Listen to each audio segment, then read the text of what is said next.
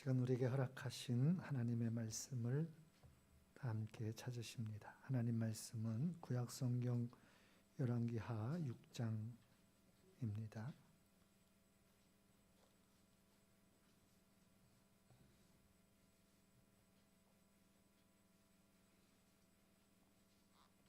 열왕기하 6장 8절로 17절까지 말씀을 한 절씩 교독하시겠습니다. 열왕기하 6장 8절로 17절입니다. 한 절씩 교독하시겠습니다.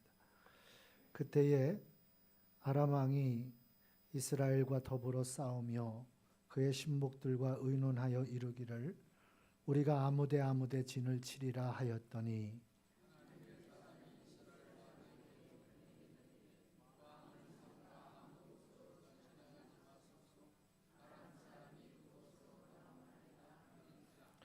이스라엘 왕이 하나님의 사람이 자기에게 말하여 경계한 곳으로 사람을 보내 방비하기가 한두 번이 아닌지라.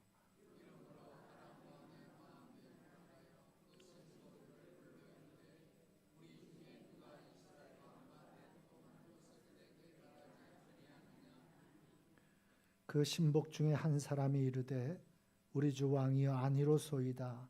오직 이스라엘 선지자 엘리사가 왕이 침실에서 하신 말씀을 이스라엘의 왕에게 고하나이다 하는지라.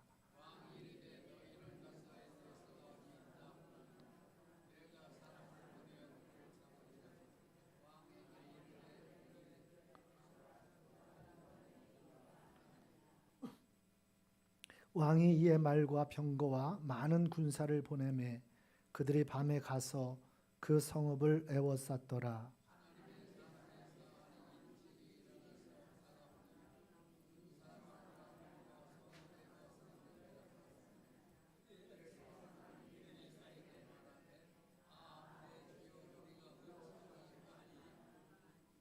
대답하되 두려워하지 말라. 우리와 함께한 자가 그들과 함께한 자보다 많으니라 하고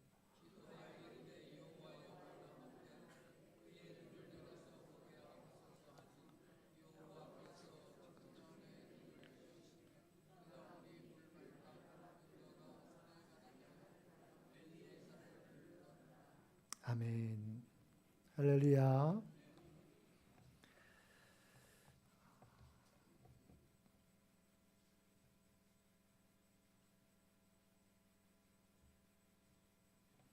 할렐루야. 이 시간 하나님을 예배하는 모든 성도님들에게 하나님의 크신 은혜와 평강이 충만하시기를 예수님의 이름으로 축원합니다.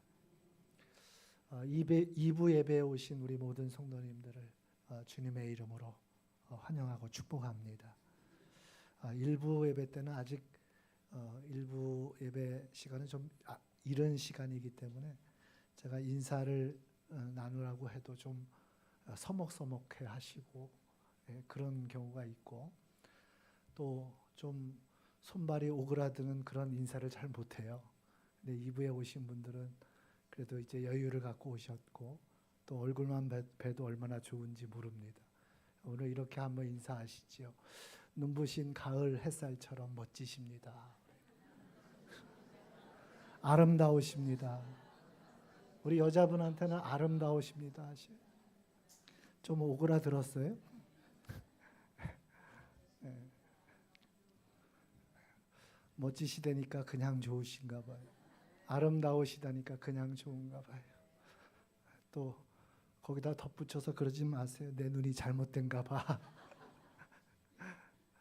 오늘 눈에 관한 말씀을 좀 함께 나누려고 합니다. 사람의 신체 기관 중에서 참 모든 우리 신체 기관이 다 중요하죠. 그 중에서 눈의 그 중요성은 매우 크다고 합니다. 그래서 우리 속담에도 몸이 1000냥이면 눈이 900냥이다. 뭐 이런 속담도 있는 것 같습니다. 그런데 사람의 신체 기관 중에서 중요하지 않은 기관이 어디 있겠어요? 여러분 눈도 중요하지만 뭐 귀도 얼마나 중요합니까? 듣지 못한다고 여러분 한번 생각을 해보세요. 그 고통이 얼마나 정말 힘들까. 또 먹지 못한다고 생각을 해보세요. 여러분, 그래서 잘 드시는 거 중요합니다. 장수하시는 어르신들 보니까 잘 드세요. 치아가 좋으세요. 저희 교회에는 치과 하시는 원장님도 계세요.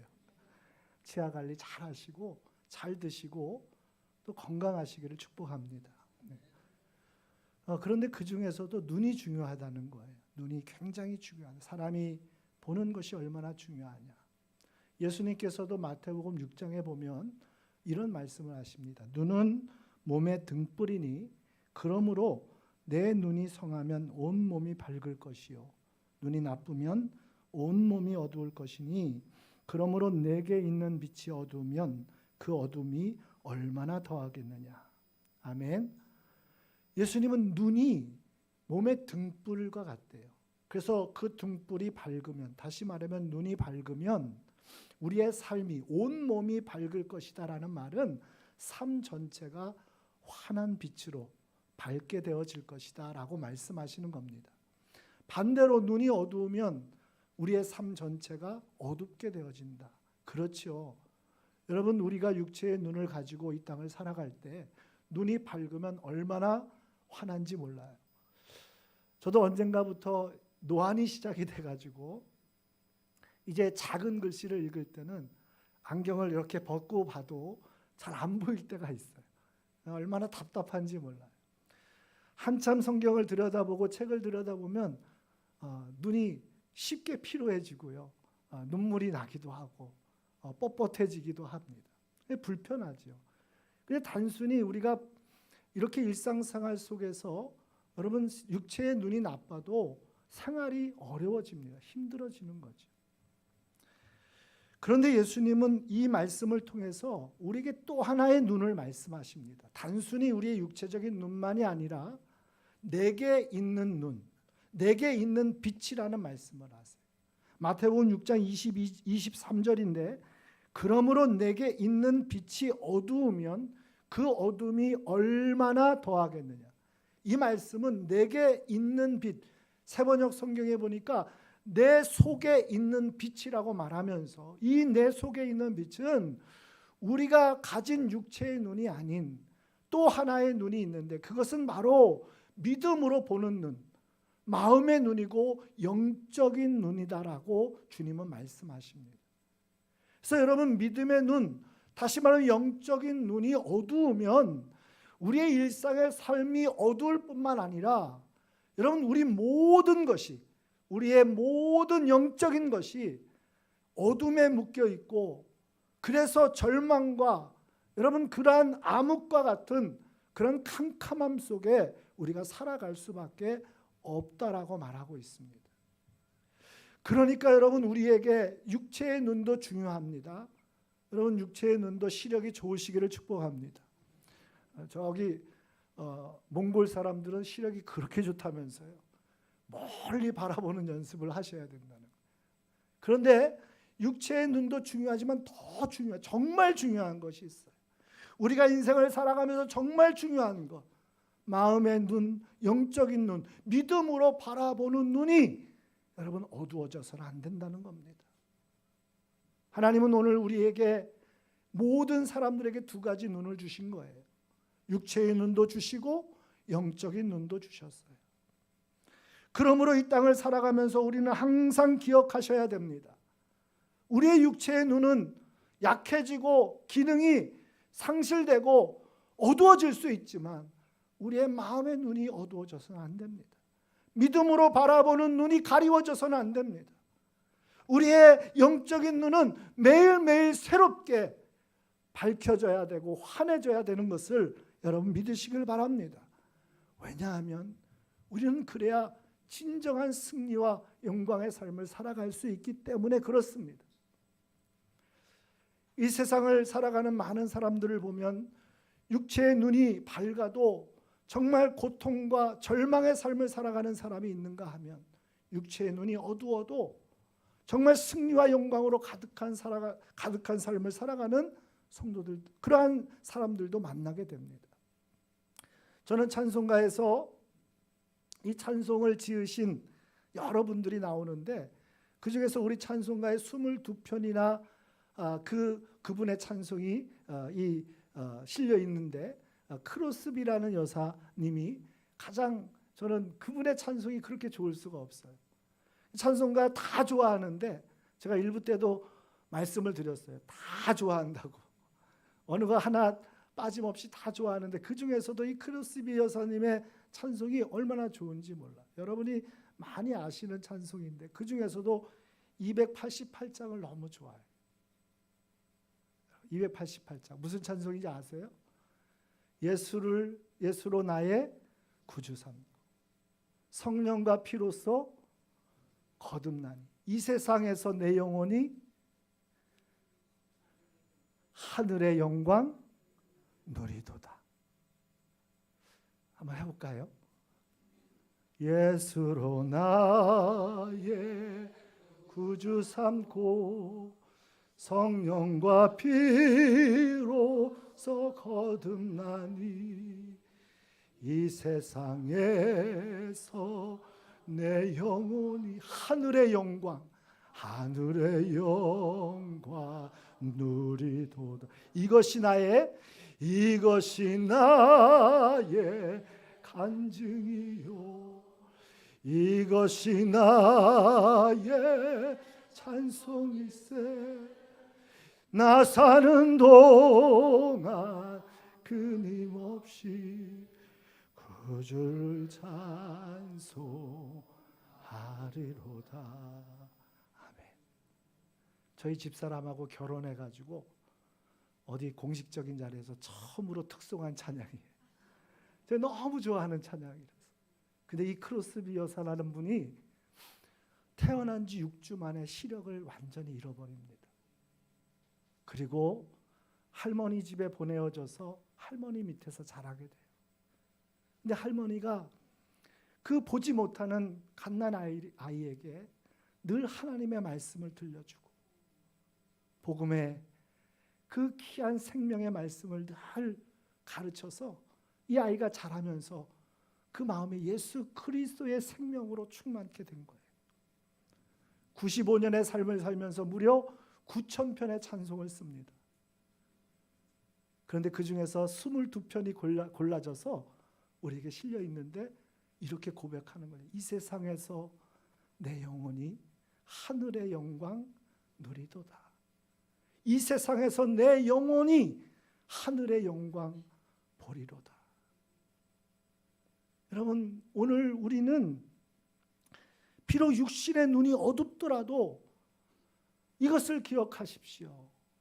우리의 마음에 또 영적인 눈이 그 환한 빛으로 바라볼 수 있다면 여러분이 이 땅에서도 이 어둠의 세상 속에서도 매일매일 정말 죽음과 같은 그런 어려운 삶의 고비를 넘어가면서도 우리는 외칠 수 있고 찬송할 수 있는 하늘의 영광, 하나님의 보좌, 그 하늘 소망을 노래할 수 있고 여러분 찬송할 수 있음을 믿으시기를 바랍니다. 저는 오늘 이 예배를 통해서 그런 마음으로 이 말씀을 전합니다. 우리가 세상 속에서 어두워졌던 우리의 믿음의 눈이 여러분 이 자리에 들어오는 순간 여러분 그 믿음의 눈이 환하게 열리시기를 축복합니다. 세상 속에서 여러분 생각해 보세요. 우리는 직면한 현실 앞에 늘 그냥 낙심하고 절망하고 아유 이제 끝났다 탄식하고 근데 사실 돌아보니까 우리의 눈이 가려져서 그래요. 정말 살아계신 하나님이 계시고 나와 함께 하시는 하나님이 계시고 이미 나와 동행하시고 내 인생의 처음부터 마지막까지를 다 계획하시고 그 길로 인도하시는 그 하나님이 이미 내 곁에 계시고 나를 붙드시고 계시는데 우리가 보지 못할 뿐이었죠.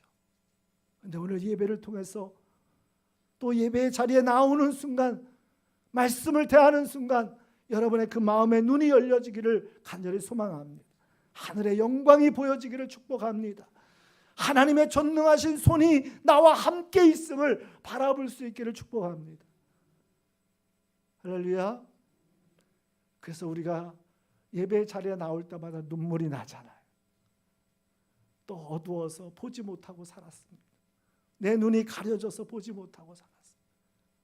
오늘 본문의 말씀은 열왕기하 6장의 말씀은 여러분 오늘 우리에게 너무나도 중요한 교훈을 던져주고 있습니다. 때는 북이스라엘 시대 여호람이라고 하는 왕이 통치하던 시대였어요. 그때에는 선지자 엘리사가 하나님의 말씀을 전하였고 하나님의 역사를 이루어갔던 그러한 시대였어요.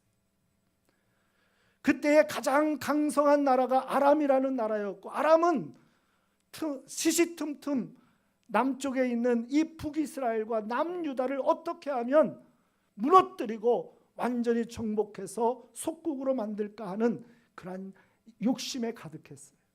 그러니 오늘 본문의 말씀에 보니까 아람 왕이 어떻게 하면 이스라엘을 무너뜨릴 수 있을까 기가 막힌 작전을 신하들과 함께 짜는 거예요.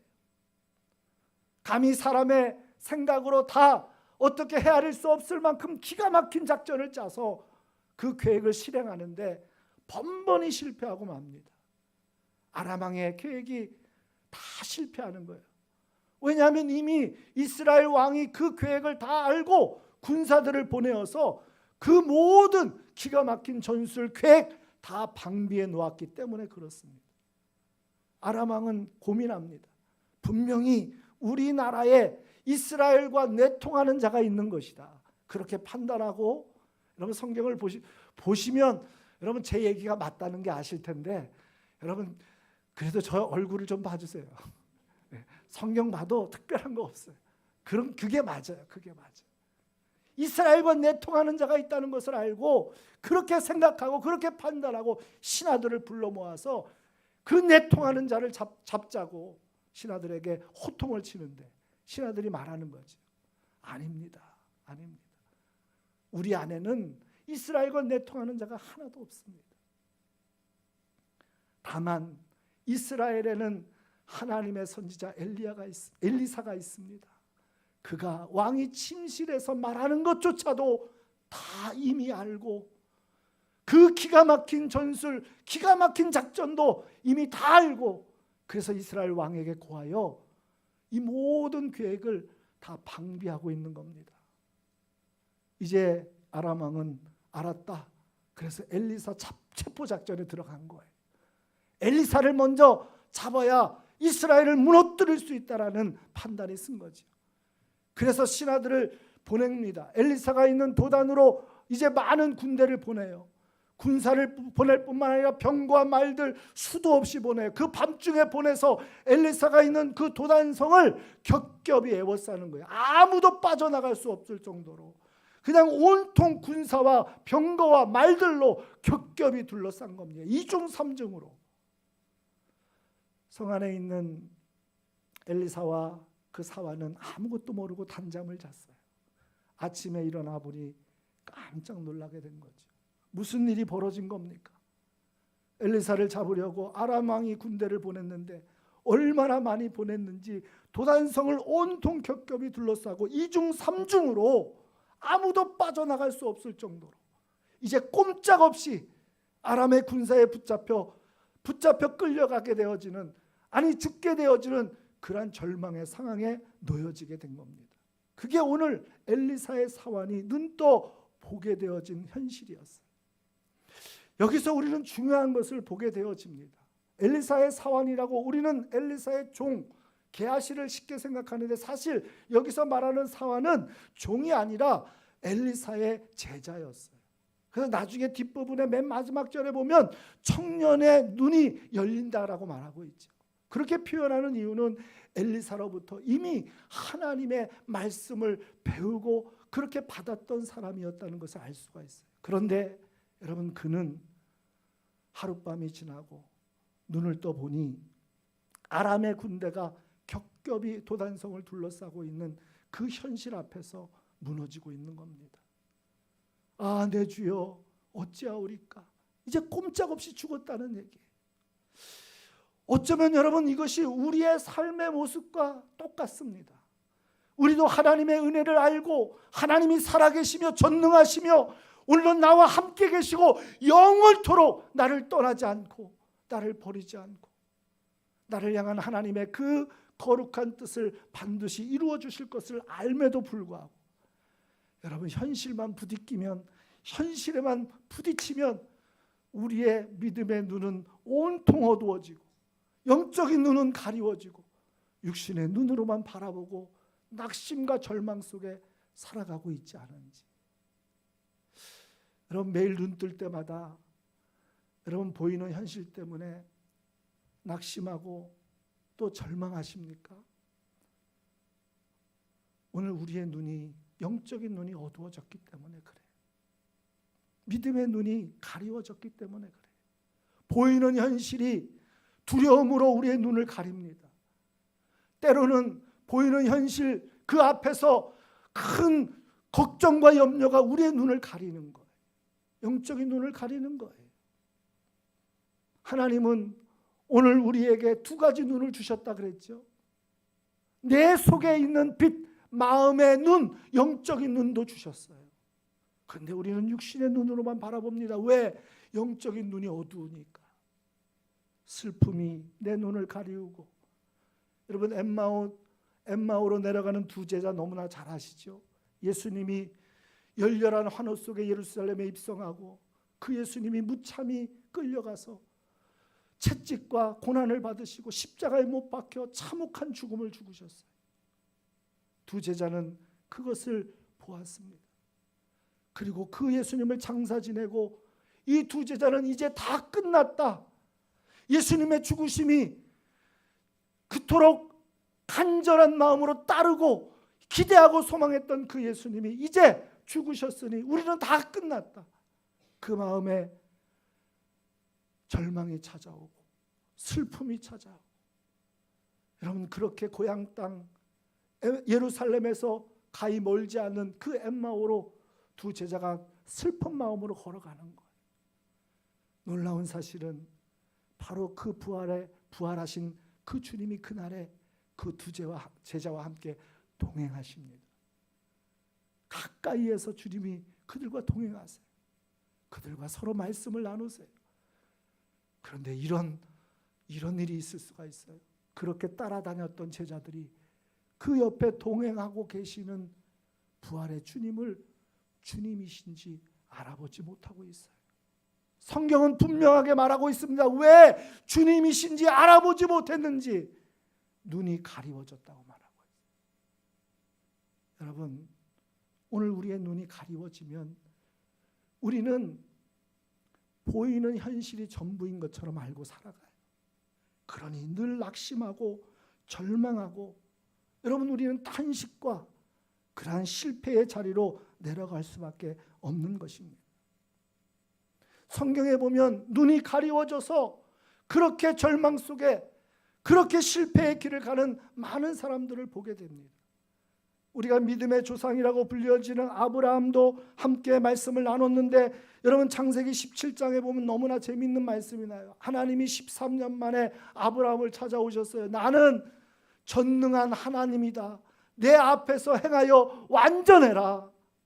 그리고 하나님 뭐라고 말씀하신지 아십니까? 내가 내 언약을 너와 나 사이에 두어 크게 번성해. 내 언약을, 너와 나 사이에 둔 언약을 내가 반드시 영광스럽게 이루어질 것이다. 이루어질 것이다. 그리고 사라를 향하여 축복하고, 여러분, 사라를 향하여서 내가 그에게 복을 주어 그가 내게 아들을 낳아주게 하며 내가 그에게 복을 주어 그를 여러 민족의 어머니가 되게 하리니 민족의 여러 왕이 그에게서 나 열국의 어머니가 되게 하겠다. 하나님 말씀하세요. 근데 아브라함이 뭐라고 얘기하는지 아십니까? 저는 이 부분을 읽을 때만 너무 여러분 웃음이 나와요. 하나님 그렇게 말씀하시는데 아브라함이 엎드려 가지고 웃으며 속으로 이렇게 말합니다. 이르되 100세 된 사람이 어찌 자식을 낳을까? 사라는 90세니 어찌 출산하리요? 다만 이스마엘이나 하나님 앞에 살기를 원합니다. 여러분, 그게 우리의 모습. 우리의 눈이 가리워지면, 영적인 눈이 가리워지면 우리는 보이는 그 보이는 현실만을 보이는 그대로가 전부인 것처럼 살아가고, 그렇게 우리는 실패의 길을, 절망의 길을 걸어갈 수밖에 없다는 사실을 여러분 우리가 다시 한번 깨달을 수 있기를 바랍니다. 오늘을 살아가고 있는 이 세상도 도단성과 같이 온 사방이 포위된, 그래서 절체절명의 그 위기 속에, 절망 속에 놓여진 그 도단과 같이 그 속에 꼼짝없이 잡혀 죽게 되어진 엘리사와 그 사환의 모습처럼, 여러분 그렇게 우리는 절망하고 이 세상을 바라보면 그렇게 매일같이 여러분 두려울 수밖에 없는 우리의 삶입니다. 여러분 육신의 눈으로 바라본다면 우리는 매일 절망할 수밖에 없어요. 오늘 이 시간 우리의 믿음의 눈이 열리시기를 축복합니다. 눈이 열려 우리가 하나님을 바라볼 수 있게 되어지기를 축복합니다. 여러분 엘리사는 오늘 이 사환이 이제 우리는 끝났습니다, 이제 죽었습니다, 꼼짝없이 우리는 망합니다, 그렇게 말할 때에 엘리사는 이렇게 말합니다. 우리 16절 말씀 우리 같이 한번 보겠습니다. 믿음의 눈으로 본 사람의 여러분 외침입니다. 같이 읽습니다. 시작. 대답하되 두려워하지 말라. 우리와 함께한 자가 그들과 함께한 자보다. 할렐루야. 여러분 보이는 현실이 전부가 아니고, 여러분 믿음의 눈으로 바라보는 그 하나님의 세계, 영적인 세계, 그 신령한 것이 우리 믿음의 성도들이 살아가는 진정한 실체라고 하는 것을 여러분 오늘 우리가 다시 한번 깨달을 수 있기를 축복합니다. 우리는 세상의 크기 앞에, 세상의 그 위험 앞에, 문제 앞에 우리는 두려워서 절망하고 낙심하지만, 믿음의 눈을 들어 보니 여러분 세상의 문제가 여러분 큰 게 아니에요, 강한 게 아니에요. 하나님이 더 크십니다. 하나님이 더 강하십니다. 하나님은 완전하십니다. 모든 우주 만물을 창조하신 그 하나님, 그 모든 것을 창조하셨을 뿐만 아니라 다스리시고 여러분 주장하시고 역사하시고 섭리하시는 하나님이세요. 여러분 그 하나님을 바라볼 수 있는 눈이 믿음의 눈이고 영적인 눈임을 믿으시길 바랍니다. 그러니까 엘리사가 그렇게 담담히 외칠 수 있는 거예요. 우리와 함께한 자보다, 그들과 함께한 자보다 우리와 함께한 자가 더 많다. 할렐루야. 여러분 이것이 오늘 우리가 믿음으로 산다라고 하는 성도에게 열려지는 신령한 눈이고 영적인 눈입니다. 이 눈이 어두워져서는 안 돼요. 여러분 문 밖에 나서는 순간부터 세상의 온통 그 위기와 어려움 때문에 우리의 믿음의 눈이 빛을 잃어서는 안 됩니다. 더 환하게 우리의 눈이 열려야 될 줄로 믿습니다. 그래서 엘리사의 기도가 우리의 매일의 기도가 돼야 돼요. 우리의 어두운 눈을 열어서 보게 하옵소서. 우리의 어두운 눈을 열어서, 우리의 가리워진 눈을 열어서 보게 하옵소서. 살아계신 하나님을 보게 하시고 나와 함께 하시는 하나님을 보게 하시고, 이미 하나님이 여러분 우리를 위하여 하나님의 군대를 보내시고 여러분 우리를 지키시고 보호하시는 그 하나님을 바라볼 수 있는 눈을 열어달라고 매일매일 기도해요. 엘리사가 기도했더니 사환의 눈이 열렸어요? 보았어요? 여러분 눈이 열리는 순간 하나님이 군대를 보내신 거예요? 아니면 이미 하나님이 군대를 보내셔서 여러분 그 도단과 엘리사를 둘러싸고 있었던 겁니까? 눈이 열린 순간 하나님이 보내신 거예요? 이미 하나님이 보내어 주셔서 도단을 지키고 엘리사를 둘러싸고 있었다는 거예요. 그런데 왜 못 봐요? 눈이 가리워져서요. 눈이 어두워져서. 오늘 바라기는 이 예배를 통하여 저와 여러분에게 하나님께서 우리에게 믿음의 눈이 새롭게 열리는 은혜를 부어주시기를 소망합니다. 우리의 믿음의 눈이, 우리의 영적인 눈이 환히 밝혀지는 그러한 은혜가 있어지기를 축복합니다. 보이는 현실 때문에 낙심하고 절망했던 우리에게, 어둠에 묶여있던 우리에게 하나님의 세계가, 하나님의 보좌가, 하나님의 영광이 눈떠 보여져서 오늘도 우리가 하나님의 승리를 외치고 여러분 하나님의 영광 안에서 살아가는, 내가 이 세상을 살아가지만 이 땅에서 살아가지만 하나님의 영광을 누립니다. 하나님의 그 영광을 봅니다. 여러분 그렇게 선포하며 나아가는 저와 여러분 되어지기를 간절히 소망합니다. 히브리서 11장 38절에 이런 말씀이 나오죠. 이런 사람은 세상이 감당치 못하도다.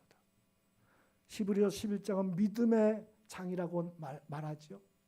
아브라함은 믿음으로, 이삭은 믿음으로, 믿음으로. 여러분 그런데 그 믿음의 이야기를 하다가 히브리서 기자는 뭐라고 얘기합니까? 이런 사람은 세상이 감당치 못하도다. 그 앞에는 무슨 얘기가 있는지 아십니까?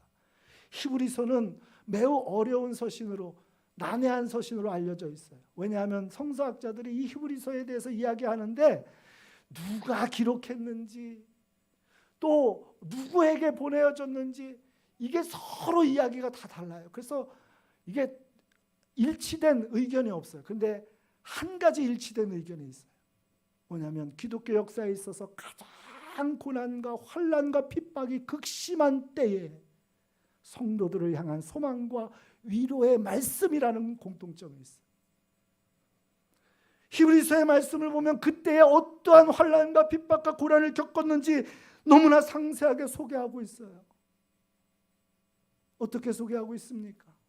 그때에는 믿음으로 살다가 칼로 배임을 당하여 죽고, 톱으로 켬을 당하여 죽음을 당하고, 불에 태워 죽임을 당하고, 돌로 쳐 맞아 죽임을 당하고, 짐승의 가죽을 뒤집어 씌우고 찢겨 죽임을 당하고, 여러분 그런 참혹한 고난과 환난이, 핍박이 어쩌다가 여러분 벌어지는 것이 아니라 매일매일 예수 그리스도를 믿는 믿음의 사람들의 눈앞에 매일매일 펼쳐지는 여러분 그런 비참한 비극적인 고난의 현실이었어요.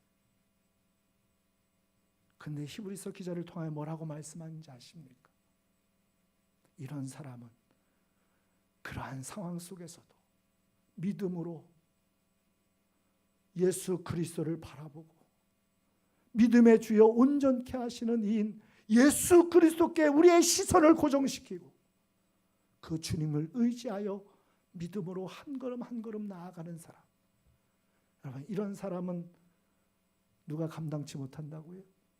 세상이 감당치 못하는 사람이에요. 오늘 저와 여러분이 세상 속에서 하나님의 승리를 외치는 복된 자들이 되시기를 축복합니다. 매일매일 펼쳐지는 우리의 현실은 어렵고 힘들지라도 여러분 그것이 우리의 전부가 아니잖아요. 이미 하나님이 우리와 함께 계시고 하나님이 우리를 지키시기 위해 하나님의 군대를 이미 보내어 주시고 하나님의 천사를 동원하여 우리를 돕고 계시고 여러분 그것을 눈떠 보시기를 축복합니다. 오늘 그러한 믿음의 눈이 새롭게 열려지는 저와 여러분 되어지기를 예수님의 이름으로 축원합니다. 그래서 이 세상에서 하늘 영광, 우리는 그 영광을 찬양하며 그 영광을 선포하며 이것이 나의 간증이라고, 이것이 나의 찬송이라고 여러분 날마다 고백하며 나아가는 승리와 영광의 삶이 되어지시기를 예수님의 이름으로 축원합니다. 기도하겠습니다. 하나님, 우리를 긍휼히 여겨 주시옵소서. 믿음의 눈이 가리워지고 영적인 눈이 어두워져서 보이는 현실 앞에 절망하며 낙심하며 탄식했던 결국 실패의 길을 가는 우리를 불쌍히 여기시고 이 시간 우리의 눈을 열어서 보게 하옵소서. 하나님의 보좌를 보게 하시고 영광의 하나님을 보게 하시고 우리를 위하여 십자가 위에 온몸을 내어 우리를 구원하신 그 주님을 바라보게 하여 주시옵소서. 세상이 감당치 못하는 그러한 믿음의 사람으로 우리의 신령한 눈을 들고 날마다 승리를 열어가는 우리 중원의 모든 성도들 되게 하여 주시옵소서. 감사하며 예수님의 이름으로 기도드리옵나이다.